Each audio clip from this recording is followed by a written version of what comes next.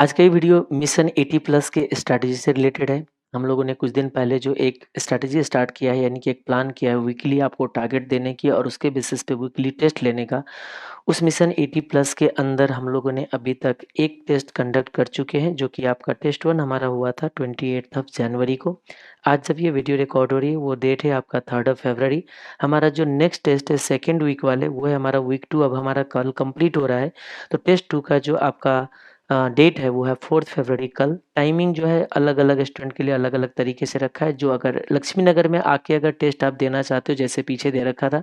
हाँ, एक और भी बात है कि जो हमारा टेस्ट 1 का जो रिजल्ट है आप लोगों का, उसके बेसिस पे जितना आप लोगों का जो कैसा परफॉर्मेंस रहा, कहाँ इम्प्रूवमेंट चांसेस है, क्योंकि 1 टू 1 स्टूडेंट से बात करना थोड़ा मुश्किल है। तो मैं आप लोग को इस वीडियो के अंदर ही आपको रिव्यू दे देता हूँ कि कहाँ पे किस तरीके से आप लोगों ने मिस्टेक किया और कहाँ पे आपके इम्प्रूवमेंट की चांसेस है, वो भी हो जाएगा।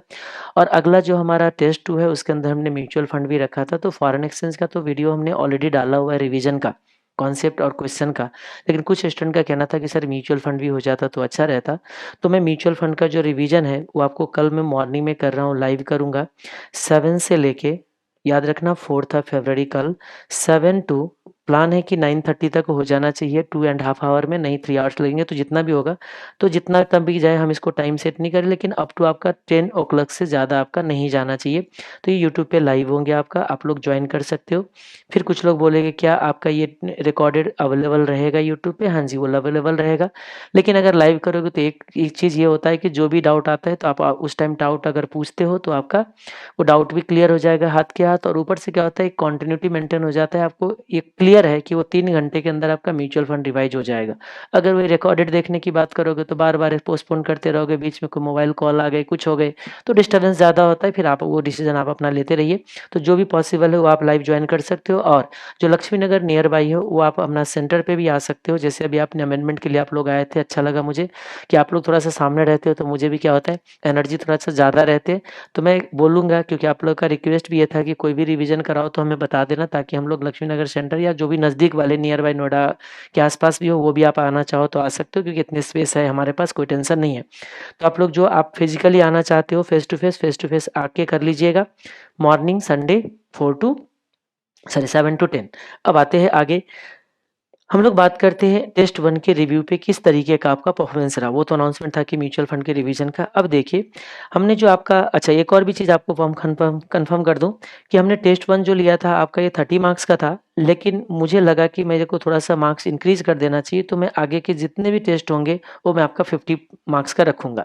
कुछ लोग का ये कहना था कि सर आप जो पीछे हम पढ़ चुके हो उसको भी लोगे क्या? हाँ जी, एक चीज़ याद रखना, मेरा मकसद ही यही है कि आपको ज़्यादा से ज़्यादा प्रैक्टिस करा के मिस्टेक्स कम कराने का ऑब्जेक्टिव है। इसलिए इसका नाम ही रखा है मिशन 80 प्लस। एक चीज़ याद रखना, तो मैं आपको जब भी टेस्ट में क्या-क्या चीज़ पूछूँगा, वो वीकली प्लानर जो मैं आपको शेयर करता हूँ टेलीग्राम चैनल पे, वहाँ पे आपको मिल जाएँगे। अब आगे जब हमारा 3rd वीक होगा, तो जो फर्स्ट वीक और सेकंड वीक में पढ़ा हुआ है वो इंक्लूड होता है, वो कहीं जाने वाला नहीं है। और मैं एक-एक, दो-दो क्वेश्चन डालते रहूँगा, लेकिन हाँ, ज़्यादा फोकस रहेगा आगे वाले। तो कैसे रिवीजन करना है, प्लान के अंदर भी वो रिवीजन में डाल दूँगा कि अब इस दिन आप पीछे वाले ये टॉपिक सब रिवाइज़ कर लो, ठीक है? तो कर लेंगे, उसमें कोई दिक्कत नहीं है। हाँ, 50 मार्क्स का इसलिए प्लान किया हूँ, इससे थोड़ा-सा तो मेहनत हमारा बढ़ जाएगा, लेकिन कोई बात नहीं, इससे ज़्यादा क्वेश्चन प्रैक्टिस हो जाएँगे, तो ये इसलिए मैंने 50 रखा है, जिसमें से आपका 15 मार्क्स का जो होगा ना, वो 15 मार्क्स का एमसीक्यू रहेगा। ओके, ये तो कहानी इधर हो गई। अब आ जाते हैं टेस्ट 1 की कहानी हम करते हैं। हाँ, एक और भी बात, जो आप लोगों ने जो टेस्ट में अपीयर हुए थे, मैंने उसमें से जितने भी एनरोल किए हो आप लोग टेस्ट के लिए, आपको याद होगा कि हमारे सिस्टम के अंदर क्या था कि अगर टेस्ट में आप एब्सेंट होते हो, तो आपकी जो 1000 हमने रिफंडेबल फी लिया है, वो रिफंड नहीं होने वाला है, वो आपका फॉरफिट हो जाएगा, याद रखना। तो इतने सारे जो स्टूडेंट हो, ये आप सब रिव्यू क्या कहते हैं, एब्सेंट क्यों हो? कहीं ऐसा तो नहीं है कि आप लोगों ने नहीं, ये एब्सेंट वाले ही है। जो सेंटर पे देने आए थे उनका भी शायद मैंने एक बार कंफर्म कर लेता हूँ कि इसमें डाला है कि नहीं, जाने इसका कहीं ऐसा तो नहीं कि इसको एब्सेंट मार्क करा हुआ है? नहीं, ऐसा नहीं होना चाहिए। जो आपने सेंटर में आके यहाँ पे दिए थे उनका भी इसमें मेंशन होना चाहिए, अगर कुछ मिस्टेक मैं कर रहा हूँ, क्योंकि ये मैंने सारे रजिस्टर को देख के मैंने टीम को बोला था कि इसको अपडेट करो, कितने स्टूडेंट जो है एब्सेंट में थे। याद रखना, आप क्यों एब्सेंट हो रहे हो? जब आपने एग्री किए हो, आपने अगर इस स्ट्रैटेजी को ज्वाइन किए हो, इस प्लान को ज्वाइन किए हो, तो एब्सेंट कैसे हो रहे हो? चलो एक एब्सेंट हुए भी हो तो मैं माफ़ कर दूँगा, यानी कि इसको मैं काउंट नहीं करूँगा। लेकिन आगे से अगर किसी भी टेस्ट में अगर आप अपीयर नहीं होगे, तो याद रखना 1000 आपका रिफंड हो जाएगा, फिर मत बोलना कि सर आपने रख लिया। देखो वो 1000 रखना मेरा ऑब्जेक्टिव नहीं था। अगर ऐसा होता तो मैं बोलता कि हाँ ठीक है एब्सेंट हो गए जाओ अब, नहीं। हमारा ऑब्जेक्टिव है कि आपको टेस्ट अपीयर हो, आप इम्प्रूवमेंट करो, क्योंकि इसी बहाने से थोड़ा-सा स्ट्रेस प्रेशर रहेगा कि आपको करना है हर हाल में तो कर लोगे। यही मेरा मेन ऑब्जेक्टिव था, ठीक है? आगे से ध्यान रखा करिए, ऐसे मत कीजिए। हाँ, और कुछ स्टूडेंट वगैरह को जो है मैं सबका मार्क्स नहीं दिखाऊँगा यहाँ पे, याद रखिएगा, क्योंकि कुछ लोग का अच्छा मार्क्स नहीं आया होगा, तो वो सोच रहे होंगे कि थोड़ा-सा अच्छा फ़ील नहीं करते हैं पब्लिकली कि मेरे नाम डिस्प्ले कर दिया। तो इसलिए जिनका अच्छा है उनको नाम मैं यहाँ पे डिस्प्ले कर दे रहा हूँ। कुछ स्टूडेंट है जिन्होंने अच्छा मार्क्स लाए, यहाँ तक हम कह सकते हैं। तो इन लोगों का जैसे रोहित हो गए, नमीसा, मुस्कान, हिना, जसप्रीत, जोगेश, अच्छा जसनप्रीत है या जसप्रीत है, जो भी हो सकता है, स्पेलिंग मिस्टेक हो तो देख लीजिएगा। योगेश, शिवानी, सौरभ, अभिषेक, असीफा, पूजा और हर्षा, इन लोगों का जो है अगर इसमें से किसी का नेम मिस हो रहा है तो आप कमेंट में करके ज़रूर बताना, क्योंकि स्टार्टिंग था अभी, तो थोड़ा-सा हो सकता है कंपाइल करने में मिस्टेक हो गया हो। कुछ लोगों का नाम इसमें अभी आया ही नहीं होगा, क्यों नहीं आया होगा? क्योंकि इस 8-10 स्टूडेंट का जो है ना, वो आंसर शीट जो है वो चेक ही नहीं हो पाया था। उन लोगों का जो आप लोगों ने घर पे लाइव लेके और जो स्कैन करके जो हमें मेल किए थे, उसमें से कुछ स्टूडेंट ने इमेज पिक करके भेज दिया था। तो देखो इमेज मत किया करो, क्योंकि एक-एक करके अब मान लीजिए 10-15 पेज गया, उतना इमेज को कंपाइल करना मुश्किल होता है। कोई भी पीडीएफ स्कैनर रख लीजिए, फटाफट स्कैन करो, एक पीडीएफ फाइल क्या करिए सेंड करिए, ज़्यादा बेटर रहता है। तो 8-10 स्टूडेंट का जिसका अभी आंसर नहीं चेक नहीं हो पाया है, उनको कोई बात नहीं, हो जाएगा। हो सकता है आपका भी उसमें 30 रहेंगे तो अगले बार आपका नाम आ जाएगा, टेंशन मत लो। वो सिर्फ ये कहना चाह रहा हूँ कि चलो कुछ स्टूडेंट जो है उन्होंने अच्छा परफॉर्म किया है। अब आते एक-एक करके, होप आप लोगों ने क्वेश्चन आप लोगों को मिल गया होगा। कुछ लोग अगर मान लीजिए हमारे एनरोल नहीं किए हो फैकल्टी इवैल्यूएशन के लिए, तो भी हमने पेपर को टेलीग्राम पे शेयर कर दिया था। टेलीग्राम चैनल जो है आप लोगों को मिल जाएगा, डिस्क्रिप्शन में मिल जाएँगे। वैसे आप @ नागेंद्र शाह SFM, ये अगर सर्च करोगे तो 9000 समथिंग होगा, 9.4 या 9.5 के अराउंड जो होगा, जो सब्सक्राइबर होंगे वो वाले चैनल आपको ज्वाइन कर लेना है, वहाँ पे मिल जाएँगे। इवन मैंने सॉल्यूशन भी शेयर कर दिया था, इवन आपकी जो है क्वेश्चन भी वहाँ पे अवेलेबल है। मैंने 3 क्वेश्चन बस एमसीक्यू में डाला था, क्योंकि नंबर ऑफ मार्क्स जो था वो मतलब टोटल मार्क्स हमारा सिर्फ 30 था, तो मैंने 3 डाला था। इसमें किसी ने कोई मिस्टेक नहीं किया, परफेक्ट। ये दोनों मैंने थोड़ा-सा थियरी डाला था, आप लोगों ने मिस्टेक किया। एक चीज़ बताइए, ऑपरेटिंग एक्सपोज़र क्या होता है? ऑपरेटिंग एक्सपोज़र वो है कि यानी कि वो रिस्क जो क्वांटिटी के चेंज होने से, यानी कि डिमांड सप्लाई के बदलने से जो रिस्क आता है। मान लीजिए हमारा सेल कम हो जाता है, ये ऑपरेटिंग रिस्क है। करेंसी फ्लक्चुएट हो जाता है, ट्रांजैक्शन रिस्क है, याद आ रहा होगा। और ट्रांसलेशन रिस्क क्या हो रहा था हमारा, वो कहीं न कहीं बैलेंस शीट की जो वैल्यू है क्या कह रहे हैं, चेंज करना। तो ये जो ऑपरेटिंग एक्सपोज़र है, ये कहते हैं exchange rate is more less equal 0। इस चारों में से क्या यहाँ पुट करोगे? If the price elasticity of demand of the goods and services of the firm deals is low, यानी कि प्राइस इलास्टिसिटी आपका क्या है बताइए, लो है। और प्राइस इलास्टिसिटी क्या होता है बताइए, कि प्राइस के बदलने से, चेंज होने से डिमांड में कितने का चेंज होना, ये होता है प्राइस इलास्टिसिटी। अगर मान लीजिए आपने प्राइस घटाया 2% और का आपका डिमांड घट जाता है 5%, क्योंकि सॉरी घटेगा नहीं बढ़ेगा, क्योंकि जब प्राइस सस्ता किया जाता है तो डिमांड बढ़ जाता है सस्ता होने की वजह से। तो यहाँ पे जो प्राइस इलास्टिसिटी होता है कितना होता है बताइएगा, ये हो जाएगा आपका 5% डिवाइडेड बाय 2, यानी कि ये चलता है आपका 2.5 टाइम्स का प्राइस इलास्टिसिटी हो जाएगा। तो यहाँ बोला कि प्राइस इलास्टिसिटी कम है, तो अगर ये कम होगा, ये जितना कम होगा उतना कम फ्लक्चुएशन होगा डिमांड पे, याद रखना आप। ओके, इसका मतलब क्या हो गया, डिमांड कम होगा। अब आप मैं कह रहा हूँ कि प्राइस इलास्टिसिटी कम है, तो ये कम फ्लक्चुएट होगा, और ये कम फ्लक्चुएट होगा मतलब ये रिस्क आपका कम हो जाएगा। तो इसकी जो करेक्ट आंसर था आपका क्या था बताइए, लेस होना। Which of the following rate is international quotation in USA? आप मुझे बताइए इंटरनेशनल कोटेशन क्या होता है? जो क्रॉस करेंसी कोट है, जिसमें दोनों के दोनों फॉरेन करेंसी होता है। आप मुझे बताइए यूएसए के लिए फॉरेन करेंसी कौन सी है? ये है ना दोनों। तो यानी कि इसकी जो करेक्ट आंसर था डी था। इसमें भी आप लोगों ने अच्छा खासा मिस्टेक की हो, थोड़ा सा सोच समझ के करा करिए, ठीक है। चलो मान लीजिए इस बार हो गया गलती, कोई बात नहीं। आते हैं हम अगले क्वेश्चन में। ये क्वेश्चन मैंने एज इट इज, मैंने कुछ भी नया नहीं किया था, बस थोड़ा सा चेंज किया था। याद रखना अभी की जो टेस्ट 1 था उसका पेपर मैंने डिफिकल्ट सेट नहीं किया था, क्योंकि पिछले बार के कुछ बच्चे का ये कहना था कि सर पढ़ाई शुरुआत किए होते हैं, बहुत अच्छे से प्रिपेयर नहीं कर पाए होते हैं, अब एकदम से आप क्वेश्चन को मॉडिफाई कर देते हो, मोटिवेशन कम हो जाता है। इसीलिए मैं सोच रहा हूँ कि दो तीन जो टेस्ट होंगे ना, उसमें ज़्यादा कुछ मॉडिफिकेशन मॉडिफिकेशन नहीं करने वाला हूँ, सिर्फ आपको एक आदत डलवा रहा हूँ, पढ़ के एटलीस्ट वो 1.5 घंटे या 1 आवर जो है उसमें आप क्वेश्चन पेपर को सॉल्व करो और थोड़ा सा प्रैक्टिस कर लो, घर पे नहीं हो पा रहा है, ये मेरा ऑब्जेक्टिव है। तो स्टार्टिंग के 2-3 में मैं ज़्यादा मॉडिफिकेशन नहीं करूंगा, लेकिन 4th और 5th टेस्ट के बाद जो आपका बैक से जाके मैं टेस्ट लूंगा, मतलब बैक जैसे मान लीजिए मैं पहुंच गया डेरिवेटिव में, तो मैं बैक में जो फॉरेक्स वाले क्वेश्चन पूछूंगा उसमें मैं ज़्यादा अच्छा खासा मॉडिफिकेशन करूंगा, याद रखिएगा। और जिन्होंने भी पिछले बार टेस्ट दिया था उन लोगों को पता है कि मैं मॉडिफिकेशन कितना अच्छा खासा कर दिया करता हूँ, है ना, क्योंकि थोड़ा सा दिमाग चलाना पड़ेगा आपको। ओके, तो ये जो है ये क्वेश्चन के अंदर मैंने कुछ भी मॉडिफिकेशन नहीं किया, लेकिन फिर भी उसके बावजूद भी आप लोगों ने कुछ यहाँ पे मिस्टेक किया था। मैं बता दूं कहाँ कहाँ पे क्या मिस्टेक किया था। हाँ, एक तो इसके अंदर जो हमने एक्सचेंज रेट दिया था ना, इसमें थोड़ा-सा मैंने जानबूझ के एम्बिग्यूइटी डाला था, याद रखना। इस एक्सचेंज रेट के अंदर जानबूझ के मैंने चेंजेस करके एम्बिग्यूइटी डाला था कि देखो यहाँ पे 83 था, यहाँ पे 85 लिख दिया। वैसे याद रखना इस तरीके का रेट आपको मिलेगा नहीं। सबसे पहली बात, अगर ये 83.00 मैंने दिया होता तो याद रखना इस केस में अगर किसी ने 85 लिया होता ना तो मैं मार्क्स कट कर देता। अगर मैंने इस रेट को 83.00 और 83.25 अगर लिया होता, ध्यान से रखना, और फिर अगर यहाँ पे 85 दिया होता, इसका मतलब कंप्रेस्ड फॉर्म में रेट है और ये रेट बनता है 84.50 और 84.85 बनते, याद रखिएगा। इस केस में किसी ने भी अगर 85 लिए होते आस्क रेट तो फिर मैं मार्क्स कट कर देता। इस बार मैंने सबको मार्क्स दिया हुआ था। इसका रीजन ये था कि यहाँ पे 83 लिखा है तो इसका 85 इंटरप्रिटेशन भी बनता था और इसका ये इंटरप्रिटेशन भी बनता था, इसलिए आपके सॉल्यूशन के अंदर 2 अल्टरनेटिव दिया है। अगर किसी ने 84.85 किया है उनको भी मार्क्स दिया और जिसने 85 किया है उनको भी मार्क्स दिया है। ओके, अब एक चीज यहाँ पे क्या आ रही थी, मैंने एक चीज, तो इसमें कोई दिक्कत नहीं था, ऑलमोस्ट आप लोगों ने सबने सही किया था। अब मैं बताऊं, बहुत सारे स्टूडेंट ने जब ये रूपी का परसेंटेज चेंज निकालना था ना तो पहले रूपी का रेट निकाल रहे हैं। याद रखना कॉन्सेप्चुअली आप स्ट्रांग हो, मुझे समझ में आ गया, लेकिन एग्जाम में टाइम भी तो सेव करना है ना।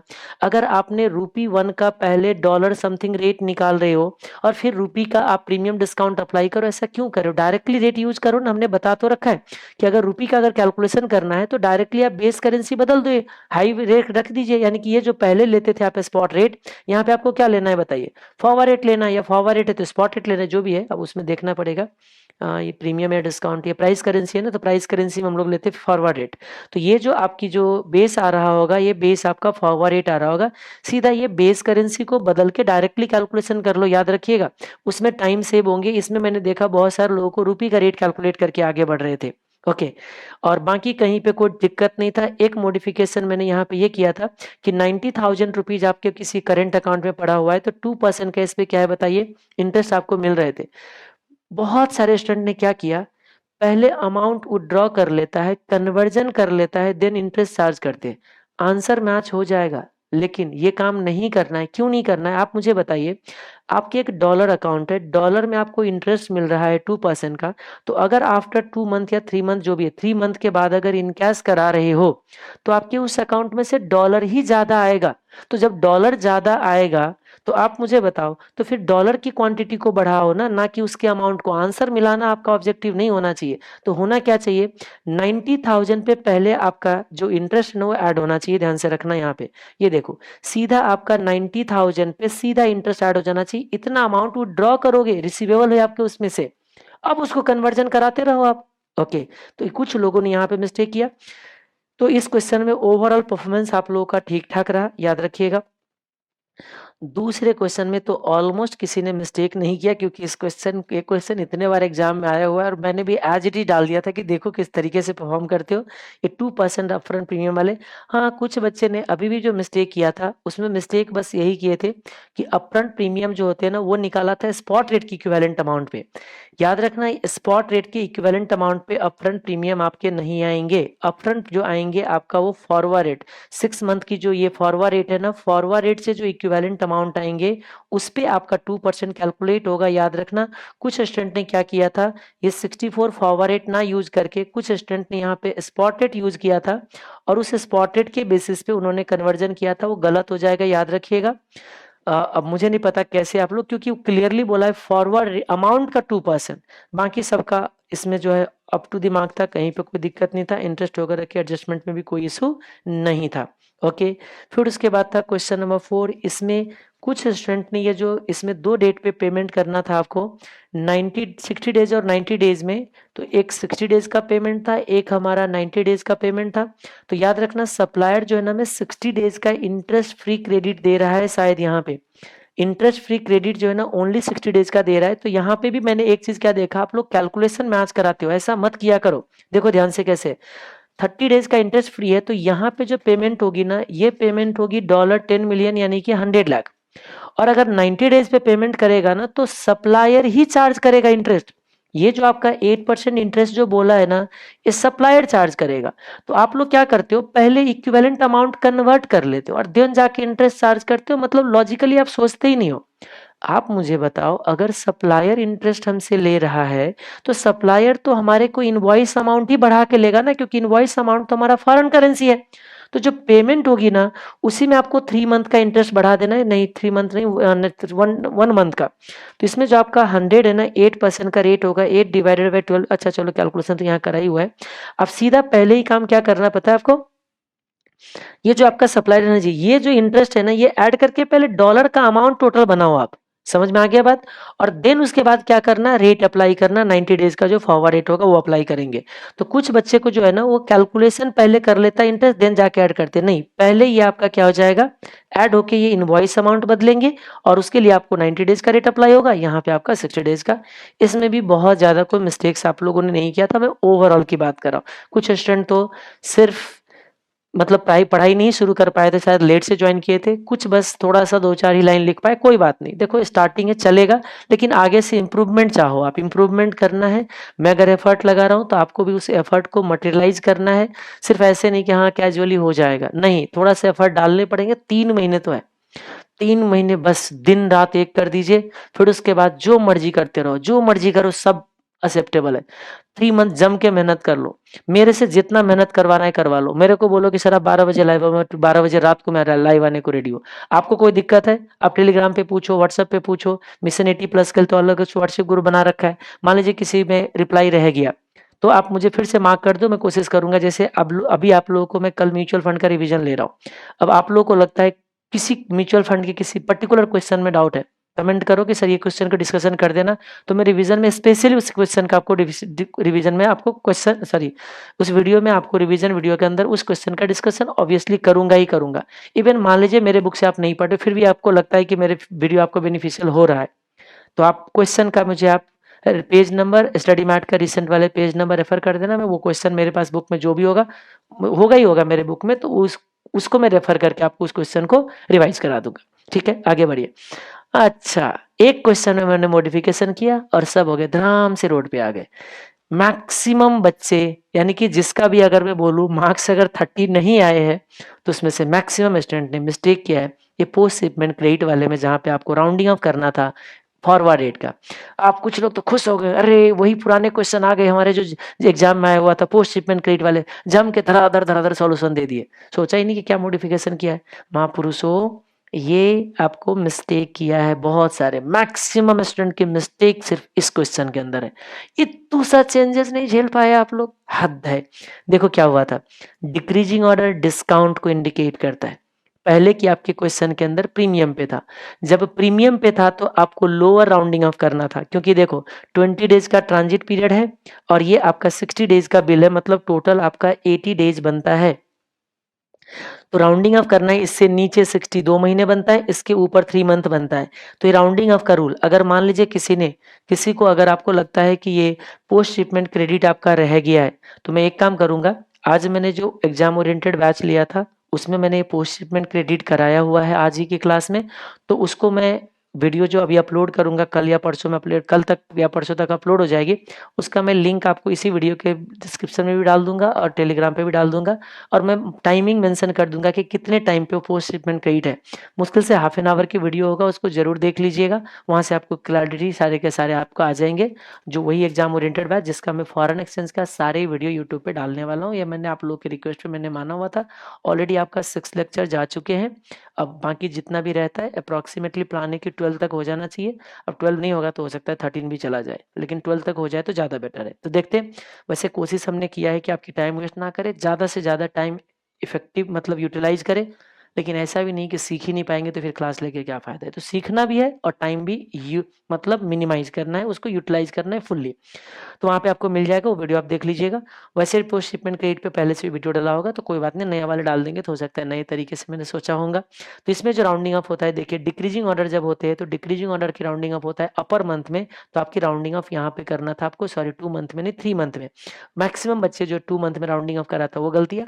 और एक गलती आप लोगों ने क्या किए हो, एक चीज बताओ, यहाँ पे पैसे लिखा हुआ है, तो पैसे को पिप कैसे आप इंटरप्रेट कर सकते हो, सोच के बताओ। जब आपका 67.8 ट्रिपल जीरो है, यानी कि यहाँ पे राउंडिंग ऑफ 3 मंथ पे जाएगा, तो ये जो रेट निकालोगे आप, तो ये डिक्रीजिंग ऑर्डर है, तो डिक्रीजिंग ऑर्डर तो सबसे पहले तो माइनस होगा। और ये पैसे है, तो पैसे को पहले रुपये में कन्वर्ट करोगे तो 0.3500 बनेगा ना। बहुत सारे स्टूडेंट ने क्या किया है, 67.8 ट्रिपल जीरो माइनस तो किया है 0.0035 ने, कुछ लोगों ने प्लस किया है, कुछ लोगों ने माइनस किया है। अब यहाँ पे मैं अगर इतने सारे आंसर शीट है, मैं किसी का नाम अगर लेना चाहूँ, चलो फिर वीडियो लेंदी हो जाएगा। बाकी ये जितना भी आंसर शीट है जो आप लोगों सेंटर पे आके जो दिए थे, तो उन लोगों का तो मैं बोलूंगा कि जब आप आओगे कल, तो फिर क्या करना, आपको ये आंसर शीट ले लेना। और जो सेंटर पे आते हैं उनको कुछ लेके आने की जरूरत नहीं है। एक दो बच्चे जो है अपने अपने आंसर शीट पे सर्टिफिकेट, उस पे क्या कहते हैं, आंसर दिया है, मतलब अपना आंसर शीट लेके आए थे। नहीं, मैं आपको जो प्रोवाइड करता हूँ यहाँ पे उसी पे लिखना है, आप लोग टेंशन मत लो। ये मैं सीट आपको देता हूँ जिस पे आपको आंसर लिखना है, सॉल्यूशन देना है आपको, ठीक है। तो उसके लिए आपको अपने पेपर लेके आने की जरूरत नहीं है। वापस आइए, ये मिस्टेक एक था मेजर आपका, बाकी तो ऑलमोस्ट सब कुछ ठीक था।